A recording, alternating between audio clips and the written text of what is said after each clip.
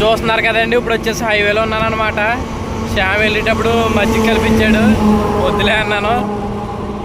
ఆయన బలవంతంగా ఇచ్చాడు. కానీ చూసారు కదా వెనకాల ఎలా ఉందని. ఎండ మామూలుగా లేదు, ఎండ అయితే చాలా దారుణంగా ఉంది. మజ్జిగ ఇప్పుడు చాలా ఉపయోగపడుతుందండి. థ్యాంక్ యూ అండి. నేను ఇప్పుడు శ్రీకాకుళంలో ఉన్నాను. ఇంకా ఒడిస్సా చాలా దూరం ఉంది. ఇంకా బయలుదేరుతున్నాను. 1 గంట అయింది ఇప్పుడు టైము. వెళ్ళిన తర్వాత మాట్లాడదామండి.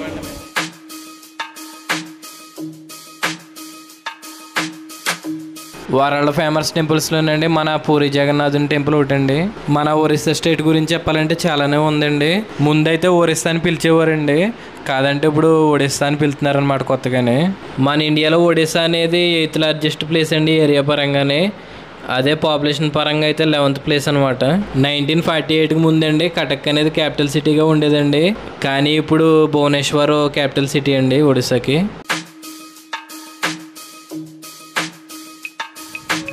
చూస్తున్నారు కదండి, ఇప్పుడు వరకు శ్రీకాకుళం నుంచి వచ్చాను. ఇది శ్రీకాకుళం ఇక్కడ తోటి ఎండ్ అయిపోద్దండి.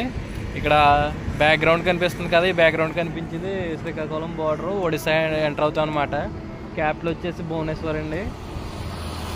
ఈ ఊరు స్టార్టింగ్ ఒడిస్సా ఊరు ఏ ఊరు పోయి ఇది? గిరిసోల్ అంటండి. డిస్టిక్ గంజాం డిస్టిక్ అంటండి. ఇక్కడ నుంచి ఒక 20 కిలోమీటర్ల వరకు మన తెలుగు వాళ్ళు అయితే ఉంటారంటండి. అక్కడ నుంచి ఇంకా హిందీ, ఒడియా ఇంకా లాంగ్వేజ్. మీ పేరన్నా? సునీల్ అంటండి. మన అంటే ఇక్కడ ఆగాను అనమాట. అన్న అయితే పరిచయం అయ్యారు.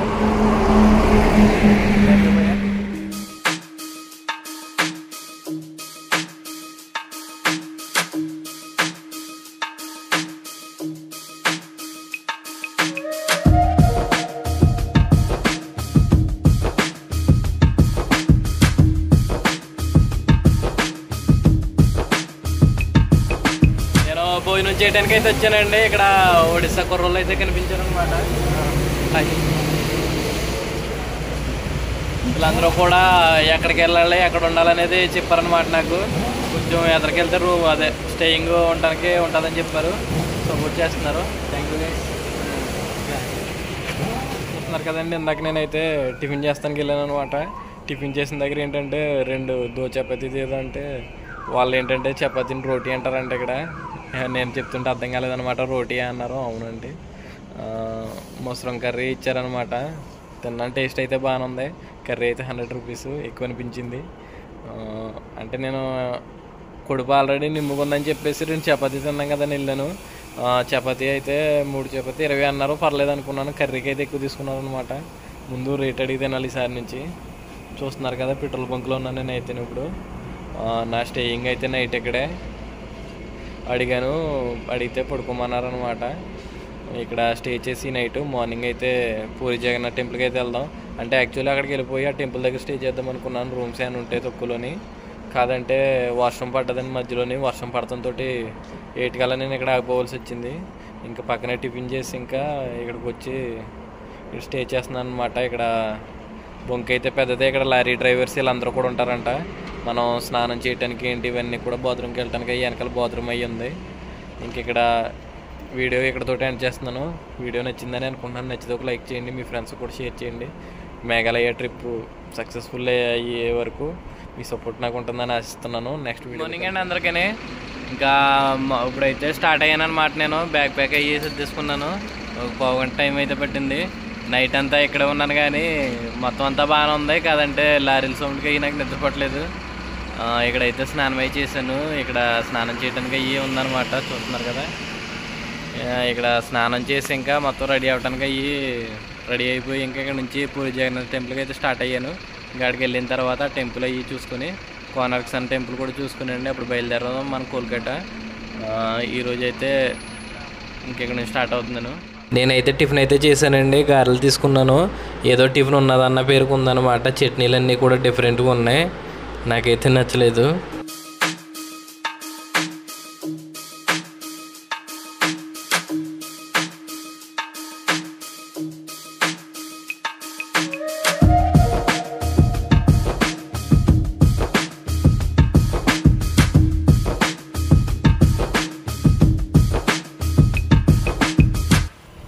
ఊరికి వెళ్ళే దారిలో అయితేనండి చల్లగా ఒక ప్లేస్ అయితే బాగుందండి. ఇక్కడ అంటే ఇంకా 20 కిలోమీటర్లు ఉంది పూరికి వెళ్ళటానికి.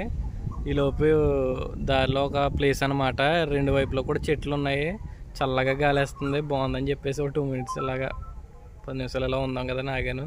ప్లేస్ అయితే చాలా బాగుంది, పూరికి వెళ్ళి దగ్గర అనమాట. రోడ్డు బాగున్నాయి, ఇక్కడ ఏమైనా స్నాక్స్ కావాలితే అక్కడక్కడ చిన్న చిన్న షాప్స్ ఉన్నాయి, తీసుకొచ్చి ఇక్కడ ఆగి వెళ్ళొచ్చు అనమాట. రోడ్డు చాలా ప్రశాంతంగా ఉంది, చల్లగా ఉంది. మెయిన్ ఎండలో వచ్చేదేమో ఇంకా బాగుంది. లంచ్ టైంలో భోజనం అయితే తీసుకున్నానండి. కర్రీస్ అన్నీ కూడా కొంచెం యావరేజ్గా ఉన్నాయన్నమాట, పర్లేదు, తినొచ్చు. కాస్ట్ అయితే 100 రూపీస్ అయితే పడిందండి నాకు. మనకి ఒడిశాలోనండి మిస్టీరియస్ టెంపుల్స్ చాలానే ఉన్నాయండి. దాంట్లో ఒకటైనా పూరి జగన్నాథ్ టెంపుల్ అయితే విజిట్ చేస్తున్నామండి ఈరోజు మనం. దీని గురించి అయితే నేను ప్రత్యేకంగా చెప్పాల్సిన అవసరం లేదండి, మీలో చాలా మందికి తెలిసి ఉంటుంది దీని ప్రత్యేకత. ఈ టెంపుల్ గురించి మాట్లాడాలంటే చాలానే ఉంటుందండి. అక్కడ కనిపిస్తుంది కదండి, దూరంగా కనిపించేదే మనకి పూరి జగన్నాథ్ టెంపుల్ అండి. నేను వీడియో వచ్చేసి బయట నుంచి తీస్తున్నానండి. దానికి కారణం ఏంటంటే లోపలికి మొబైల్ కానీ కెమెరాస్ కానీ ఏమీ అలౌడ్ ఉండవండి, అందుకోసం నేను బయట నుంచి అయితే తీస్తున్నాను అనమాట. ఈ గుడికి వచ్చేటప్పుడు ఏంటంటేనండి, ఇక్కడ చాలామంది మీకు అది చూపిస్తాం ఇది చూపిస్తాం అని చెప్పేసి మనీ అయితే అడుగుతుంటారు అనమాట. మీరైతే అవన్నీ కూడా పట్టించుకోకుండా మీరు వచ్చిన పని అయితే చూసుకుని వెళ్ళడం చాలా బెటర్ అండి. ఇక్కడ చాలామంది మనీ డిమాండ్ అవి చేస్తూ ఉంటారు, చాలా జాగ్రత్తగా ఉండాలి. మీరు వచ్చిన పని ఏదో మీద అన్నట్టు ఉండాలండి. ఇప్పుడు నేను ఇక్కడ నుంచి తీస్తున్నానండి. సౌత్ ఎంట్రీ అండి ఇది వచ్చేసి. దీనికి 4 ఎంట్రీస్ ఉంటాయండి మొత్తం, సౌత్, ఈస్ట్, వెస్ట్, నార్త్ అండి. మెయిన్ ఎంట్రీ వచ్చేసి ఈస్ట్ సైడ్ అయితే ఉంటుందండి.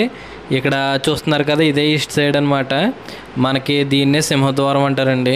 మనకి గుడి లోపలికి ఎంట్రీ అవ్వాలంటే కనుక ఈ ఈస్ట్ సైడ్ నుంచే వెళ్ళాలండి, మిగతా 3 సైడ్ల నుంచి అయితే ఎంట్రీ అయితే ఉండదన్నమాట. ఈ టెంపుల్ని వచ్చేసండి అనంతవర్మన్ చోడకంగా అనే ఆయన 10th సెంచరీలో కన్స్ట్రక్షన్ అయితే చేయించారండి. ఈ టెంపుల్ కన్స్ట్రక్షన్కి అండి కొన్ని స్పెషాలిటీస్ అయితే ఉన్నాయండి, వాటి గురించి అయితే మీతో షేర్ చేసుకుంటాను నేను ఇప్పుడు. వాటిలో ఫస్ట్ వచ్చేసండి ఈ గుడి పైన జెండా కనిపిస్తుంది కదా మీకు, ఆ జెండా వచ్చేసండి గాలికి ఆపోజిట్ డైరెక్షన్లో ఎగురుతుందని చెప్తారండి. ఇక్కడ అది నిజమేనా అని చెప్పేసి నేనైతే అబ్జర్వ్ చేశానండి. నిజంగానే గాలికి ఆపోజిట్ డైరెక్షన్లో అయితే ఎగురుతుంది అనమాట. నేనైతే షాక్ అండి. మనకి గుడి పైన ఉన్న సుదర్శన చక్రం ఉంది కదండి, మనకి ఎటువైపు వెళ్ళినా కూడా అది మన వైపు ఉన్నట్టు కనిపిస్తుంది అంటారండి. ఇక్కడ ఈ నిజమా కదా అని చెప్పేసి నేను అబ్జర్వ్ చేశాను అనమాట. అటు ఇటు తిరిగినంతసేపు నా వైపు ఉన్నట్టు అనిపించింది, కాదంటే గుడికి దగ్గరికి వెళ్ళినప్పుడు మాత్రం కొంచెం అది నిజం కాదనిపించింది అనమాట. బయట ఎంత ఎండగా ఉన్నా కూడానండి ఈ గుడి నీడ అనేది నేల మీద పడదని చెప్తారండి. కానీ నేను అబ్జర్వ్ చేసిన దాని ప్రకారం అండి నేను కూడా ఎక్కడ చూడలేదండి. ఈ గుడి గురించి ఇంకా మిస్టరీస్ చాలానే ఉన్నాయండి, కానీ నేను అబ్జర్వ్ చేసినవి మాత్రమే మీతో షేర్ చేసుకున్నానండి. ప్రతిరోజు కూడానండి ఈ గుడికాడ అయితే భక్తులు అయితే చాలా మంది ఉంటారండి. ఈ గుడిలో నన్ను బాగా అట్రాక్ట్ చేసిందండి గుడి గోపురం అని చెప్పుకోవచ్చండి, ఎందుకంటే చాలా ఎత్తుగా ఉంటుందండి. ఈ గుడి గోపురాన్ని క్లియర్గా చూడాలంటే అనుకుంటే కనుకండి వెస్ట్ ఎంట్రన్స్ దగ్గరకు వస్తే మాత్రం క్లారిటీగా కనిపిస్తుందండి.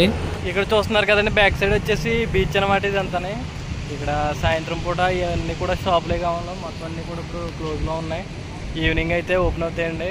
నేను బీచ్ వరకు అయితే వెళ్ళలేదు, ఇప్పుడు బీచ్ వ్యూ చూపిస్తాను. ఇక్కడ చూస్తున్నారు కదండి, ఈ బీచ్ వచ్చేసి పూరి జగన్నాథ్ టెంపుల్ నుంచి 2 కిలోమీటర్ల దూరంలో ఉంటుందండి. బీచ్ చూస్తున్నారు కదా ఎంత అందంగా ఉందని, బ్లూ కలర్ వాటర్ని మనకి గోవా బీచెస్ ఎలా ఉంటాయి అలా ఉందండి. చూస్తున్నారు కదా అక్కడ సెట్టింగ్ కానీ ఆ సెటప్ కానీ మొత్తం అంతా కూడా చాలా బాగా అయితే డెవలప్మెంట్ చేశారండి. బీచెస్ అయితే చాలా బాగున్నాయి. ఇక్కడ చూస్తున్నారు కదా చాలా అందంగా ఉందన్నమాట. మనం కొంచెం టైం అయితే స్పెండ్ చేయొచ్చు, మినిమం 4-5 ఆ టైంలో వచ్చామంటే నిజంగా చాలాసేపు అయితే స్పెండ్ చేయొచ్చండి, అంత అందంగా ఉందన్నమాట.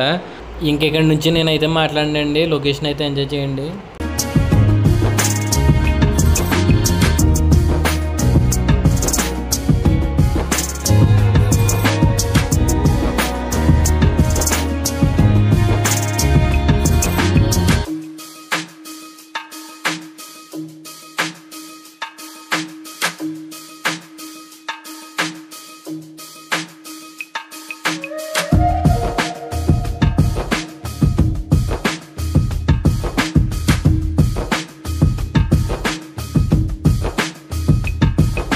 చూసారు కదండి ఇప్పటివరకు వ్యూస్ అన్నీ కూడా ఏదో గోవా బీచ్లో ఉన్నట్టు ఉందన్నమాట. ఇక్కడ ఈవినింగ్ టైంలో ఇక్కడ బీచ్కి వస్తే మాత్రం మంచి ఎంజాయ్ చేస్తారు. సరే అండి, ఇప్పుడైతే కోనార్క్ టెంపుల్కి అయితే వెళ్దాం. వీడియో ఇక్కడతో ఎండ్ చేస్తున్నాను. ఇదైతే నెక్స్ట్ వ్లాగ్లో కలుద్దాం కోనార్క్ టెంపుల్తో. మీకు నా వీడియో నచ్చిందని అనుకుంటున్నానండి. వీడియో నచ్చితే కనుక ఒక లైక్ చేయండి. కొత్తగా చూసే వాళ్ళు అయితే సబ్స్క్రైబ్ చేసుకోండి.